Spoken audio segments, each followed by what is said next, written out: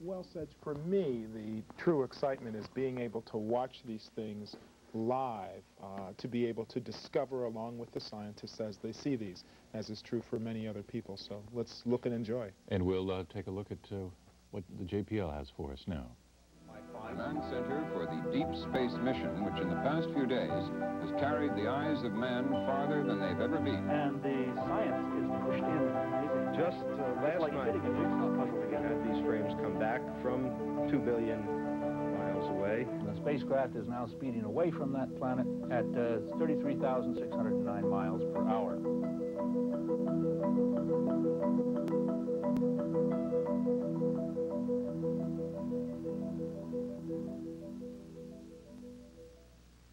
Good morning, and welcome to the 3 o'clock a.m. edition of Voyager Update. I'm Steve Wall, and at 3 o'clock a.m. Pacific Daylight Time today, Voyager is 364,000 kilometers, or 238,000 miles, above the cloud tops of Neptune. We're now going away from the planet at a velocity of 39,631 miles per hour. The telemetry stream from Voyager has been reestablished, and everything seems to be well with the spacecraft. As you may remember, we were in an occultation period where Voyager was on the other side of Neptune from the direction to Earth, and we had gone to what they call carrier only, which is only a pure signal coming from Voyager, so that we can watch that signal degrade as we go behind the planet, and then watch it come back as we come out from behind the planet. And the reason for doing this is that the way that it degrades as the planet gets in the way tells us something about the atmosphere. We can watch the radio signals as they go through the atmosphere, and we can tell by the way in which we lose that signal, or the way in which the signal goes down, what the constituents of the atmosphere are, and something about the deeper areas within the atmosphere. With us now to discuss some of the images of Triton is Hal Mazursky, who's with the Voyager imaging team. Hal, this is a strange-looking planet, isn't it? Yes. Luckily, each time we've flown by a new planet with its satellite systems, we've been enormously surprised because each of the groups are different, and within the groups there are differences. It's like having a family with a lot of cousins, and the cousins are similar but distinct. And then you go to another family group, and they are again similar, but different. The whole group is different from the previous one. Mm-hmm. So it's been a very exciting voyage. Certainly has. Before we talk about Triton, you want to say some things about these images of the satellite 1989 N1, and maybe compare those a little bit? Yes, it's been apparent from the Jupiter system, the Saturn system, the Uranus system, that the differences in between the satellites are sometimes very systematic and sometimes quite erratic. And we learn a great deal by comparing the near neighbors and to see how different the geologic processes that form the crust are from each other. So we were very interested in looking at N1, a newly discovered satellite, and you can see from these pictures that it's a very irregular body and lots of pockmarks on it. Those are, we think, impact craters, and it looks like the heavily impact cratered satellites of some of the earlier satellites that we've seen, like Mimas and Rhea, that were sort of shoulder-to-shoulder impact craters. Mm-hmm. This is a large body to be so irregular, isn't it? Yes, we think it's almost at the limit of size, because above a certain size, then it collapses into a spherical shape. That's the least potential energy. And smaller than that, they can be quite irregular. If a impacting object comes in and breaks off a corner, then it doesn't sort of round itself out. It just stays irregular. And this one is one of the very irregular family. What does that tell you about the inside? Well, it gives you the rigidity. Okay. And from that, and from instruments like the ultraviolet and infrared, you can get a chemical composition of the surface material. Okay. And then from the irregularity in the shape, it tells you something about what the internal structure is. Okay.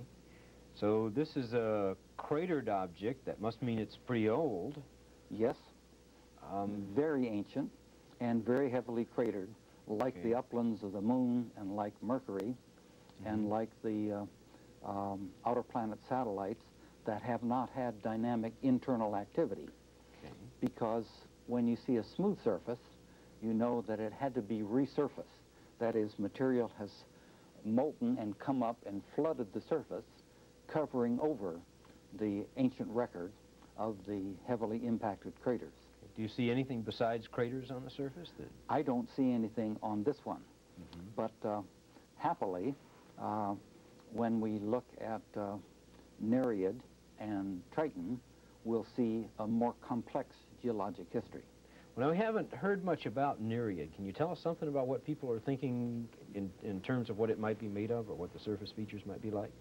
Well, it's a fascinating object because it is quite different from region to region. Okay. There's what looks like a fairly bright upland, and it has great cracks in it, and what look like lots of impact craters. Okay. The cracks we think are breaks in the crust, like Valles Marineris, the great canyon on Mars. And there's a very long canyon that goes almost halfway around Nereid. So there's a record of internal dynamic activity. And what about Triton? What can we say about Triton now? Well, this picture of Triton is like a full moon picture of the Earth satellite. That is, the sun is very high, so what we're seeing are differences in reflectivity. And on the moon, that does a beautiful job of showing you young impact craters, which have bright rays, and dark halo craters, which we think are volcanic material. Now here we have bright areas and dark areas, but I wouldn't want to guess right now what those bright and dark areas are, because we'll very soon be seeing much higher resolution pictures, and then I would have egg in my face if I made the wrong guess. Well, I see some things that look, to me, like lines. Are these just my eye connecting things like they did with the canals on Mars, or are these linear features? No, I think those are linear features, and there are two kinds of such linear features. Those where the crust is offset, okay, and there's a scarp, and those in which the center drops down and leaves cliffs on both sides. So in one case, it's called a Graben, a German word for trench. And the other case, it's a scarp. And these must be signs of something going on the inside of the planet. Exactly. It says that this has dynamic internal activity, and on the Earth, there is radiogenic material that produces heat, and that's what drives the heat engine that causes seafloor spreading and plate tectonic activity on the Earth. In some of the satellites that we've seen earlier, there are ancient uplands, and then there are lowlands that are covered by the younger volcanic material.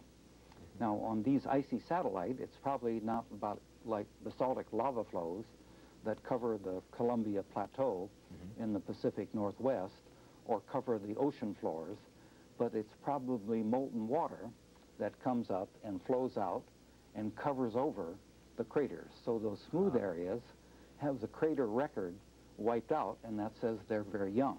Are you saying that there might be some molten substance on the surface? It's not necessarily molten now, but it came out and flowed, and in many of the bodies we can actually see the margins of the flow front. Okay. And the shape of those margins tell you something about the chemical composition of the lava flow. Okay. Let's say in New England, the wind would blow the ice, and if you try to skate on a frozen pond, you'd have a very tough time. And what they do is punch holes and get people who had lots of guts to go stand on it, to depress the surface, and the water would flood out and make a nice smooth skating rink. Making these little mini geysers coming Yes. through the holes. And we'd only lose a few people now and again. Mhm. But it was a worthwhile sacrifice because then the other people could skate very nicely on the smooth surface. We think that that's the kind of thing that's happened on some of the icy satellites, and they didn't have to get very warm to have a thin film of water cover over the craters and giving very smooth areas and very rough, heavily cratered areas. But on Triton, of course, we're talking about liquid methane Yes. rather than liquid water. Yes. And constantly resurfacing. No, I would guess it would be episodic. Okay. We think that some internal activity would take place, make a crack, and some of the material would flow out onto the surface. And by counting craters, you can say this surface happened 3 billion years ago if you compare them with the dated surfaces on the Earth and the samples we've brought back from the Moon. So by counting craters and comparing them with the Earth record and lunar record, we can actually put what are called absolute ages. They're a long way from absolute, but at least you can put them in relative order. Many craters means it's old, a few craters means that it's young. Do you think that this is an old surface? Do you think this is a very young surface? Well, it's a bright and dark surface. And when we see the higher resolution pictures very shortly, we'll be able to see whether there are many or few impact craters, and then I'll make a guess about how old it is. The division between the bright surface and the dark surface seems to happen somewhere around the equator of Triton. We've heard in some of the press conferences that Triton has this periodic change in where the subsolar point is.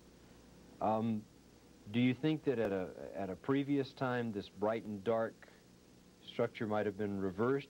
Does this track with the movement of the subsolar point? I don't think we've seen enough of the area. When we get the pictures and put them together into maps, then we'll be able to see whether they're a systematic distribution. Okay. On Mars, about half the planet is bright uplands that are heavily cratered and heavily fractured, and about half is lowlands that are smoother and younger. And the same thing seems to be true on the Earth's moon. And in many of the bodies we've seen, there are ancient areas and younger, smoother areas. Do you have a favorite comparison for any of the Jovian and Saturnian moons to Triton? Well, I've heard guesses on, say, that looks just like this one or just like that one. And I don't think I've seen enough yet to make a valid comparison. After we see the high-resolution pictures that will be coming down shortly, then we'll be able to make a better guess. Okay. Great. So I guess we're looking forward to it about 20 minutes until 4. We'll start getting some of these high-resolution images, and I guess then you'll be madly Scotch taping them together in order to find out how widespread or... Yes, we do it two ways.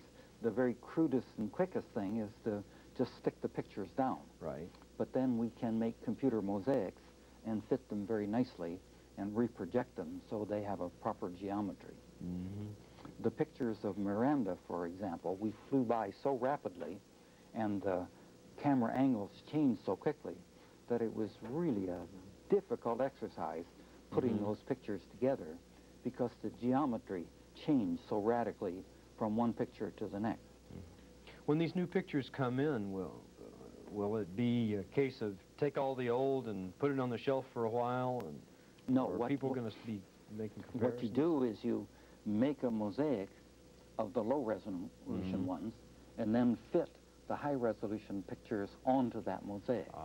And so you see sort of the low-resolution whole planet and then the high-resolution strips. But the two of them together allow a much better interpretation. How much of the surface of Triton will we have high-resolution pictures of? large percentage? It's a respectable percentage. Okay. I don't recall the number, but I think it's on the order of 15–20%. Okay, so there will be a lot of generalizing to do from this relatively small area that you'll be able to see at the highest resolution. Well, what we've found out from pictures of different resolutions that we have of other planetary bodies, that if you see the high-res pictures and understand what's going on there, then the much lower resolution pictures you can interpret because you've seen the high-resolution ones. There are people that forget that, and they say, well, of course, this is, it was obvious. It wasn't obvious till we got the high-resolution pictures and then knew what we were looking at. Yeah. Well, Voyager seems to have a history of surprising everybody, so maybe in the next hour or a couple of hours we'll be as surprised as we were when we saw Io or when we saw Miranda. Io was a real eye-opener because the idea earlier was that big planetary bodies cooled more slowly and had a dynamic history. Okay. And small ones cooled quickly and not much had happened. And we used the moon, saying, well, it cooled relatively quickly, so it didn't have that complex a history. But then we saw Io, and here it was moon size, but it turned out to be incredibly active. And it says it's not just the geologic material, it depends on where the body is in the system and the influence on it of its neighbors. Okay. So these really are families, and the families interact very strongly. Just like there's sibling rivalry, there are strong interactions between the planetary bodies. And even more striking is the variation in the rings, because there's a very strong interaction in the rings and with the adjacent satellites. So the dynamicists will have fun for years trying to explain the ring systems and the satellite systems and their effects on each other. Have you heard any new information from the ring group? Have they come up with anything new that you can share with us on the rings? No, they're struggling very hard with the problems, and they were meeting earlier this evening and tossing out ideas, and then everybody jumps up and down on the person that came up with that idea. And hopefully, if any of them survive, they'll reach a consensus in the next few days. Up in the Voyager imaging team area, what's the scene like up there now? Is it are a series of meetings going on to try to arrive at consensuses? Well, it's very, how shall I say, chaotic. There are many different things going on. Okay. And some people are watching the data as it comes down. Some of them are working on pictures that came down a few hours ago that have had much more sophisticated image processing done. And some of them are looking at stuff that's been down for several days, where you've made color composites and much more sophisticated image processing. So there are a bunch of parallel streams, and there's an atmosphere group, a rings group, and a satellite group, and they tend to cluster around each other. And there are some, how shall I say, lively debates that go on continually. I guess that's the nature of the beast when there's so many new pieces of data coming in. Well, each time you see things at higher resolution, it radically changes your idea. Sure. If you see a bright or a dark streak, somebody will say, it's a wind streak. It's a fumarole, that is with material spewing out from underneath the surface and blowing downwind.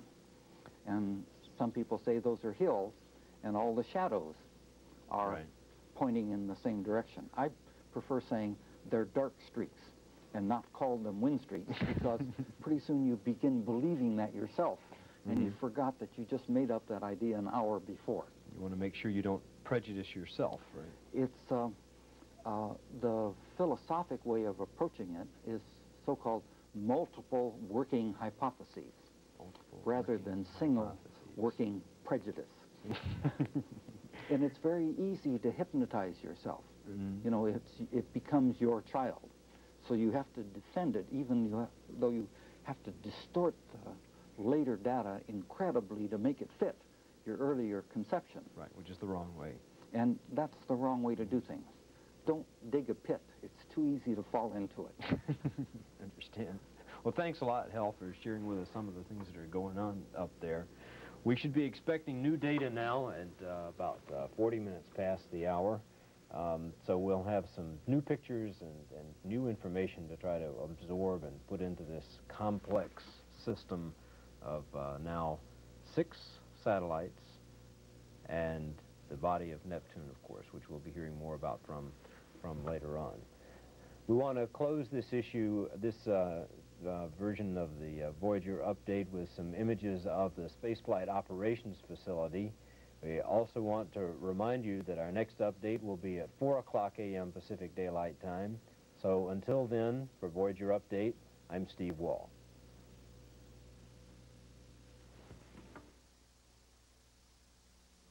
Des bois, des nuages, des mers, par-delà le soleil, par-delà les éthers. Paz e felicidade.